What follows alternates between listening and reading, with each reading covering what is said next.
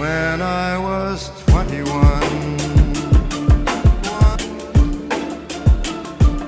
What's going on, guys? Koogs46 here, back with another MLB The Show 17 video. Guys, today we're going to be talking about probably the most controversial topic so far in MLB 17. If you guys watched the latest live stream on Thursday on the little things, you guys know exactly what I'm talking about, or if you watched my breakdown video of it, we're going to be talking about the fact that you no longer are going to be able to see if you're facing a left-handed pitcher or a right-handed pitcher before the start of the game in Diamond Dynasty. Now, there's been a lot of backlash about this on Twitter. Everyone's been talking about it. I've seen a lot of varying opinions. Some people say they're with it. Some people say they're totally against it. I've seen some people who are kind of indifferent. But overall, pretty much everything they've released so far, MLB 17, has been positively received, and this is the first thing that's actually getting a lot of controversy and getting a lot of mixed opinions. So what I wanted to do is I wanted to make a pros and cons list about this specific topic, and you guys can kind of like think about it, kind of judge off of these things what you actually think about this feature. So if you guys don't really know how you feel about it, listen to both sides of the argument I'm going to present here, and you guys can kind of make your decision based off that. So let's go ahead and get right into it. So I'm going to start with a pro, and then I'm going to go to a con, and I'm going to switch off back and forth instead of doing them all at once. So let's start with our first pro.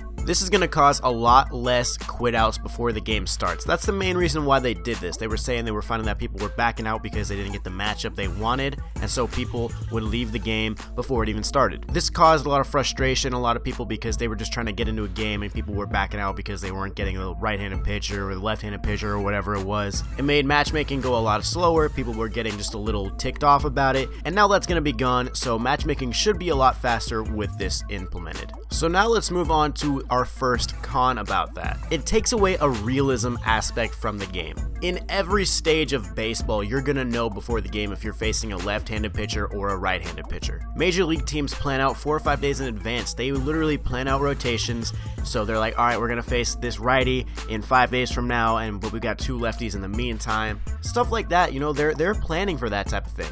College teams do it, minor league teams do it, high school teams do it, hell, even like travel teams do it. People plan this out. So why shouldn't we be able to plan out our lineup 2 minutes before the game? I want to highlight this comment that slow white guy left on my video. It says, "That is ridiculous. You can't see the handedness of the pitcher you're about to face. That's not realistic at all.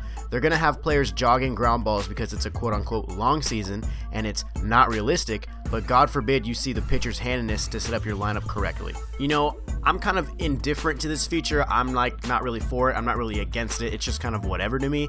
But that's actually a really good point, because they said, you know, they're not going to have Miguel Cabrera run out every ground ball because he's not going to do it. It's not realistic. But then they take out a really big realistic aspect from the game. It is a little kind of, the logic there seems a little skewed. So that is the first con, that it just takes away a little bit of realism from the game.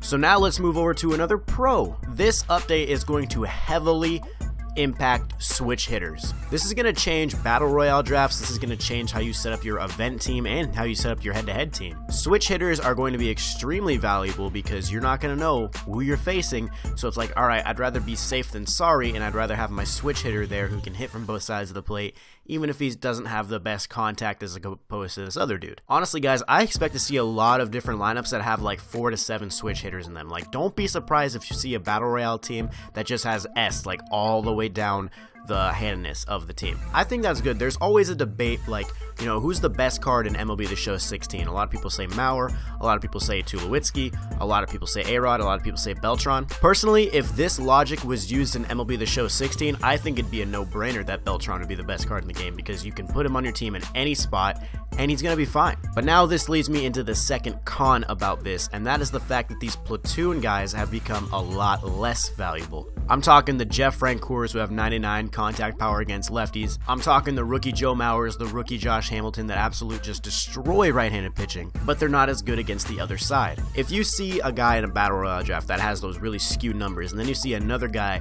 who's like a switch hitter or like a righty or whatever it is that has like constant stats throughout and is not really favored one side or the other, it's gonna be tempting to take that other guy because, like, you know, that one guy is only good against right-handed pitching while this guy can do it against both. So basically expect to see a lot more like Carlos Santana's and a lot more Beltrans in lineups as opposed to rookie Mauer, rookie Hamilton, Jeff Francoeur, those type of dudes. So most of these points kind of overlap with each other. It's like you have one thing that's good and then it kind of goes to something that's bad. So now another pro is it's going to make everything balanced. Your lineup is going to have to be pretty balanced throughout if you really want to have a lot of success. So if you want to have one of those lefties in there, you got to have a righty in there too, and it gets you that kind of things like, okay, well, this guy does really good against this, but I also need somebody in there who does this. So like people are going to be really balancing their lineups. It's going to be really like carefully put in there. It's also going to make pre-games a lot faster because you're not going to have to be really setting your lineup beforehand. You're just going to have to press start and you go. So I do like that balance aspect because it just like it gives you kind of like, all right, I'm going to build my team,